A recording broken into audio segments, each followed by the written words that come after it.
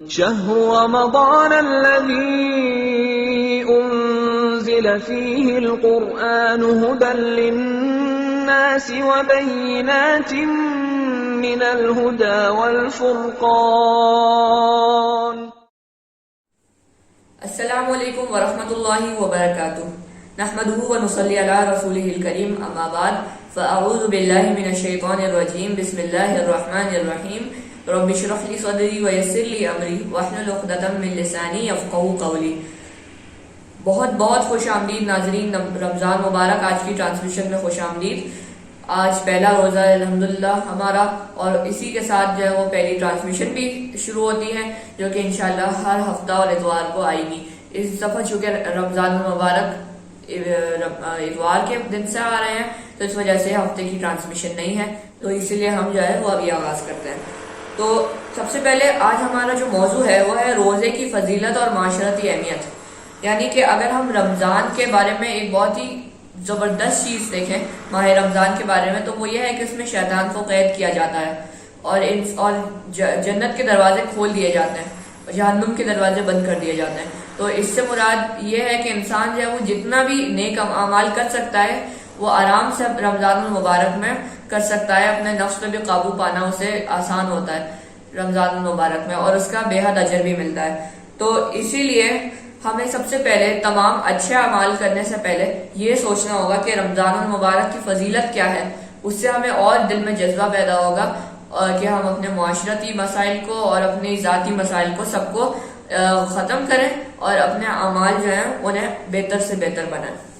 روزے میں جو لفظ ہے وہ عربی زبان کا لفظ ہے صوم یا سیام، مطلب اس کی جمع، جس کے لفظی معنی ہے کسی کام سے رک جانا، ٹھہر جانا، رکے رہنا. اسلامی شریعت کے مطابق روزہ رکھنا سے مراد ہے صبح صادق سے غروب آفتاب تک اللہ تعالیٰ کی رضا کے لیے کھانے پینے اور نفسانی خواہشات سے گریز کرنا. یعنی خالی کھانا پینا جو ہے اس سے منع نہیں کیا گیا ہے، بلکہ اپنے جو نفس ہے اس پر بھی قابو رکھنے کو کا حکم دیا گیا ہے. روزہ سے اب ضبط نفس کا طریقہ ہے. تو اگر ہم اپنے نفس کو قابو میں نہیں رکھ سکتے روزے کے دوران تو خالی کھانا پینا جو ہمارا ہوگا وہ ہمارا فاقہ کہلائے گا، کیونکہ ہم نے جو اصل مقصد ہے، اصل روح ہے روزے کی، پرہیزگاری، تقویٰ، جو تمام اعمال کی روح ہے ان کا مقصود ہے، تو ہمارا روزہ جو ہے وہ فاقہ ہو جائے گا. روزے کی فضیلت ہے کہ روزہ ارکان اسلام کا ایک رکن اور اہم عبادت ہے جو سن 2 ہجری میں فرض ہوا. رمضان کے مہینے میں روزے رکھنا ہر عاقل و بالغ مسلمان مرد و عورت پر فرض ہے. یعنی جس کو شعور آ جائے اور جس سے عقل ہو، جو بالغ ہو جائے، تو اس کے لیے فرض ہے، چاہے وہ مرد ہو یا عورت، مسلمان ہو، تو وہ روزے رکھے. رمضان کے فرض روزے ہیں. اور روزہ نماز اور زکوٰۃ کی طرح نہ صرف حضور صلی اللہ علیہ وآلہ وسلم کی امت پر بلکہ آپ سے پہلے جتنی بھی امتیں گزری تھیں ان پر بھی فرض کیا گیا تھا. تو اسی سے ہم اندازہ لگا سکتے ہیں کہ روزہ کی کیا اہمیت ہے. اس کو مزید اس پر وہ کرنے کے لیے گفتگو ہمارے پاس ایک ارشاد باری تعالیٰ ہے. بسم اللہ الرحمن الرحیم. یا ایہا الذین آمنوا کتب علیکم الصیام کما کتب علی الذین من قبلکم لعلکم تتقون. سورہ البقرہ کی آیت نمبر 183. یعنی کہ مومنوں تم پر روزے فرض کیے گئے ہیں جس طرح تم سے پہلے لوگوں پر فرض کیے گئے تھے تاکہ تم پرہیزگار بنو. جس طرح کہ ہم نے اپنی شعبان المعظم کی ٹرانسمیشن میں بھی پڑھا تھا، دیکھا تھا کہ روزے جو ہوتے ہیں نہ صرف نماز، روزہ، زکوٰۃ، حج، صدقہ و خیرات، جو بھی اعمال ہم کرتے ہیں، جو بھی عبادات ہم کرتے ہیں، ذکر و اذکار، وہ سب اللہ تعالیٰ کے لیے ہی کرتے ہیں، اخلاص نیت سے کرتے ہیں. اور ان سب کا جو حصول ہے وہ تقویٰ ہونا چاہیے. ان سب کا کرنے کا مقصد جو ہے وہ تقویٰ ہے. یعنی کہ اگر جس عمل سے تقویٰ حاصل ہو گیا، یعنی وہ عمل جو ہے وہ اس میں اللہ تعالیٰ نے ہمارا جو ہے وہ قبول بھی کر لیا. وہ عمل جس عمل سے ہمارے دل پہ اثر ہوا ہے، جس سے ہمارے اعمال پہ اثر ہوا ہے، جس سے ہماری شخصیت پہ اثر ہوا ہے، جس سے ہماری جو خیالات ہیں وہ متاثر ہوئے، جس سے ہم اللہ تعالیٰ کے اور قریب ہو گئے، یعنی وہ عمل اللہ تعالیٰ کے نزدیک شرف قبولیت ہے. اس طرح سے روزے ہم پر فرض کیے گئے ہیں، اس طرح سے حضور اکرم صلی اللہ علیہ وآلہ وسلم سے تمام جو پہلی امتیں تھیں یا ہم سے پہلی امتیں تھیں ان پر فرض کیا گیا تھا، تاکہ ہم پرہیزگار بنیں، تاکہ وہ پرہیزگار بنیں، تاکہ ہم متقی ہوں، تاکہ وہ متقی ہوں. اسی وجہ سے امت محمدی صلی اللہ علیہ وآلہ وسلم اس امت پر بھی، امت مسلمہ پر بھی روزے فرض کیے گئے تاکہ حصول تقوی کو ہم جو ہے یقینی بنا سکیں. روزہ راہ رکھنے کی اجازت سے بیماروں، مسافروں اور معذوروں کو ہوتی ہے، لیکن وہ بھی اس شرط کے ساتھ کہ جیسے ہی سفر، عذر یا وہ بیماری ختم ہو جائے تو روزے قضا کر لیے جائیں. یعنی کہ اگر روزے آپ چھوڑتے بھی ہیں فرض روزے تو شرط یہ ہوگی کہ روزے قضا ہوں، تبھی جو وہ صحیح ہوگا. روزے کی فضیلت و اہمیت کو بیان کرتے ہوئے حضور اکرم صلی اللہ علیہ وآلہ وسلم نے فرمایا کہ جس نے رمضان کے روزے ایمان اور ثواب حاصل کرنے کی نیت سے رکھے اس کے پچھلے گناہ معاف کر دیے جائیں گے. یعنی کہ اگر کوئی صرف اللہ تعالیٰ کے لیے، اپنے ایمان کے حصول کے لیے، اپنے ثواب کے حصول کے لیے، اجر کے حصول کے لیے، جنت کے لیے اور صرف اللہ تعالیٰ ہی کی رضا خوشنودی کے لیے روزہ رکھتا ہے، اس میں کوئی ذاتی مفاد یا کوئی دکھاوا شامل نہ ہو، تو اس کے تمام جو گناہ ہوں گے پچھلے وہ معاف کر دیے جائیں گے. اللہ تعالیٰ مٹا دے گا ان گناہوں کو. روزہ ایک ایسی عبادت ہے جو انسان میں اللہ تعالیٰ کی حاکمیت اور اپنی محکومیت کو واضح کرتی ہے. اللہ تعالیٰ کی حاکمیت اور بندے کی محکومیت، بندے کی عاجزی، بندے کی انکساری، میں بندگی کا احساس اسے پیدا کرتی ہے. اللہ تعالیٰ ہی کی رضا کے لیے ہم جو ہے وہ اپنی نفسانی خواہشات سے پرہیز کرتے ہیں، روزے رکھتے ہیں. تو اسی وجہ سے ہمارے اندر یہ احساس پیدا ہوتا ہے کہ ہم اللہ تعالیٰ کی مرضی کے بغیر کھا پی نہیں سکتے. ہمارے پاس ایک مدت ہے، ایک دورانیہ ہے، یعنی صبح صادق کے بعد غروب آفتاب تک، جس میں ہم کھا پی نہیں سکتے، ہمیں اس کی اجازت نہیں. تو اس سے انسان کو بندگی کا احساس ہوتا ہے، اس سے اللہ تعالیٰ کی حاکمیت کا احساس ہوتا ہے، اپنی محکومیت کا احساس ہوتا ہے بندے کو. روزہ انسان میں تقوی، پرہیزگاری کی صفت اور ضبط نفس پیدا کرتا ہے. اپنے آپ پر قابو پانے اور اپنے آپ پر کو قابو پانے کی جو قوت ہے اور صلاحیت ہے اسے انسان کے اندر پیدا کرتا ہے. یعنی کہ انسان جب بھوکا رہتا ہے، پیاسا رہتا ہے، نفس کی خواہشات کی پیروی نہیں کرتا، نفس کی پیروی نہیں کرتا، شیطان کے بہکاوے میں نہیں آتا، کیونکہ شیطان تو قید ہوتا ہے، اپنے نفس کو وہ کرتا ہے، اپنے نفس کی، اپنی ذات کی نفی کر کے، اور روزہ رکھتا ہے، اپنے آپ پر قابو پاتا ہے. اس کے اندر ضبط نفس والی اور تقوی والی جو ہے وہ صفت قائم ہو جاتی ہے.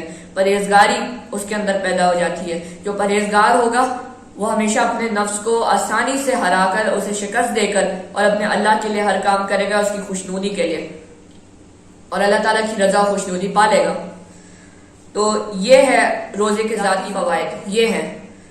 اور روزے کے جو فوائد ہیں وہ نہ صرف انسان کی شخصیت اور روحانی ہے بلکہ جسمانی بھی ہیں. لیکن جب انسان کھائے گا پیے گا نہیں تو جسم کو کام بھی کرنے کی کم ضرورت پڑے گی، تو جسم کے جو مختلف اعضاء ہوں گے انہیں بھی آرام پہنچتا ہے، اور اسی وجہ سے صحت میں بھی بہت تبدیلی آتی ہے، مثبت اثرات آتے ہیں صحت پہ. انسان صحت کے لحاظ سے سب سے زیادہ انسان کی جو اچھی صحت ہوتی ہے وہ رمضان المبارک ہی کے مہینے میں پائی جاتی ہے. تو چلیے روزے کے معاشرتی اثرات پر بھی بات کر لیتے ہیں. روزہ انفرادی عمل ہے ویسے تو، لیکن جس طرح سے نماز باجماعت پڑھنے سے، نماز کی ادائیگی جب باجماعت ہوتی ہے مساجد میں تو وہ انفرادی عمل کے بجائے اجتماعی عمل بن جاتا ہے، تو اسی طرح روزہ بھی انفرادی عمل کے ساتھ ساتھ اجتماعی عمل بن جاتا ہے. اس وجہ سے کہ انسان الگ الگ تو روزے رکھ رہا ہے، لیکن امت مسلمہ کے تمام مسلمان ایک ہی ساتھ، ایک ہی کیفیت میں، ایک ہی وقت، ایک ہی دورانیے میں اور ایک ہی مقصد سے روزہ رکھ رہے ہیں. اس سے معاشرے پر کئی گہرے اثرات مرتب ہوتے ہیں، جن میں سے چند پیش کیے جا رہے ہیں. تقوی، پرہیزگاری کی صفت پیدا ہونا، پاکیزگی کی صفت پیدا ہونا. یعنی کہ جب انسان، تقریباً ہر مسلمان جب رمضان کے مہینے میں روزے رکھتا ہے تو نیکی کی اس قدر جو ہے وہ نیکی پھیل جاتی ہے معاشرے میں، اور برائی کم ہو جاتی ہے کہ نیکیاں بڑھتی رہتی ہیں، برائیاں کم ہوتی جاتی ہیں. برائیوں کا قلع کما ہو سکتا ہے، اسی طرح برائیاں قابو میں رہتی ہیں، اسی طرح پرہیزگاری اور تقویٰ بڑھتا ہے، اور اسی طرح ہر انسان اپنے نفس پہ قابو پا کر متقی بنتا ہے. ہمدردی اور غمخواری رمضان کے مہینے سے زیادہ اور کسی مہینے میں نہیں دکھتا. یعنی کہ رمضان میں چونکہ ہر امیر و غریب جو امت مسلمہ کا تقریباً روزے رکھ رہا ہوتا ہے، یعنی تقریباً ہر امیر، ہر غریب، ہر بادشاہ، ہر فقیر جو کہ امت مسلمہ میں ہے وہ روزہ رکھ رہا ہے. تو اس وجہ سے کہ جو امیر ہوتے ہیں وہ بھی بھوکے ہوتے ہیں، غریب ہوتے ہیں وہ بھی بھوکے ہوتے ہیں. امیروں اور غریبوں کی کیفیت ایک جیسی ہوتی ہے، ایک سی ہوتی ہے، ان میں کوئی فرق نہیں ہوتا. تو امیر جو ہوتے ہیں وہ انہیں احساس پیدا ہوتا ہے غریبوں کا کہ یہ لوگ جو سارے سال اس طرح سے بھوکے رہتے ہیں، پیاسے رہتے ہیں، ان کی کوئی کفالت نہیں کرتا. تو اگر ہم اس حالت میں ایک دن کے لیے ہیں تو یہ سارا سال کیسے برداشت کرتے ہیں، پورے پورے ہفتے کیسے فاقہ کرتے ہیں. اگر ہم ایک مہینے روزہ رکھتے ہیں تو یہ سالوں کیسے فاقہ کرتے ہیں. اور اسی طرح سے بھوک اور پیاس کو برداشت کرتے ہیں. اسی سے متعلق حضور اکرم صلی اللہ علیہ وآلہ وسلم نے فرمایا کہ رمضان کا مہینہ ہمدردی اور غمخواری کا مہینہ ہے. رمضان کے مہینے سے زیادہ اچھی مثال ہمدردی اور غمخواری کے جذبے کی دستیاب نہیں ہے. انسانی مساوات کا عملی مظاہرہ، روزہ مساوات کے عملی مظاہرے کو اجاگر کرتا ہے، زیادہ مضبوط بناتا ہے. اس وجہ سے کہ جب امیر و غریب، حاکم و محکوم، عام و خاص، تقریباً ہر مسلمان ایک ہی حالت میں ہوتا ہے. امت مسلمہ کا ہر مسلمان جو روزہ رکھتا ہے، جو روزہ دار ہوتا ہے، وہ ایک ہی کیفیت میں پایا جاتا ہے. سب کے چہروں پر اللہ تعالیٰ کی حاکمیت اور اپنی محکومیت نظر آتی ہے، اپنی بندگی نظر آتی ہے، اپنی عاجزی اور انکساری نظر آتی ہے. اسی وجہ سے معاشرے میں جو اوپر نیچے اس کا جو تصور ہوتا ہے اونچ نیچ کا، یہ ختم ہوتا ہے، یہ کم ہوتا ہے. اس وجہ سے کہ سب میں مساوات پیدا ہوتا ہے کہ جیسے امیر اگر اس حالت میں ہے تو غریب اس حالت میں ہے، اور غریب اگر اس طرح سے مطلب روزہ رکھ رہے ہیں گرمی میں، جس طرح سے بھی روزہ رکھ رہے ہیں وہ، یا انہیں بھوک لگ رہی ہے، پیاس لگ رہی ہے، تو امیر بھی ویسے ہی ہے، اسی حال میں ہے، اسی کیفیت میں ہے.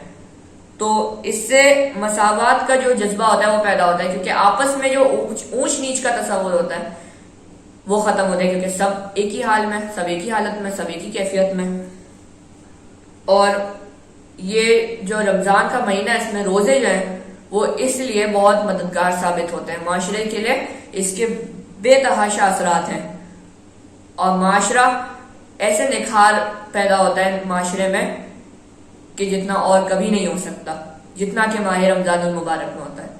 تو ان سب باتوں پر غور کرنے سے صاف ظاہر ہوتا ہے کہ روزے ہم رکھتے ہیں اللہ تعالیٰ کی خوشنودی کے لیے، ان میں ہمارا ہی فائدہ ہے، کیونکہ اللہ تعالیٰ کی رضا بھی ہمیں ملے گی، ہمارا معاشرہ بھی جو ترقی و خوشحالی میں، امن و امان کا گہوارہ بنے گا. اور ہمیں بھوکا پیاسا رکھنے سے اللہ تعالیٰ کا کوئی فائدہ نہیں ہے.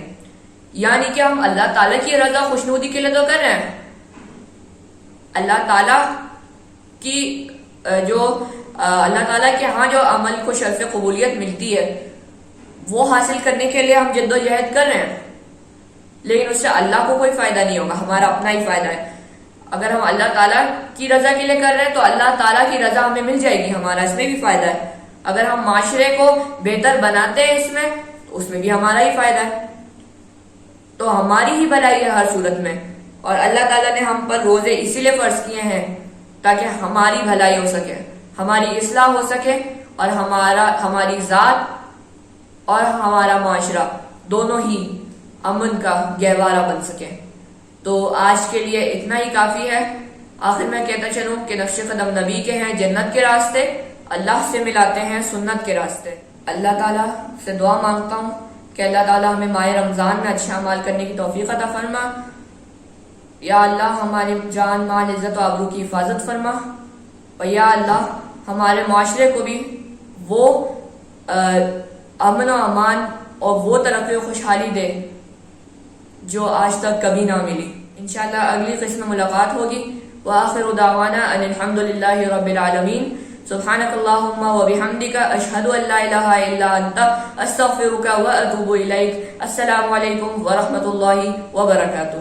شهر رمضان الذي أنزل فيه القرآن هدى للناس وبينات من الهدى والفرقان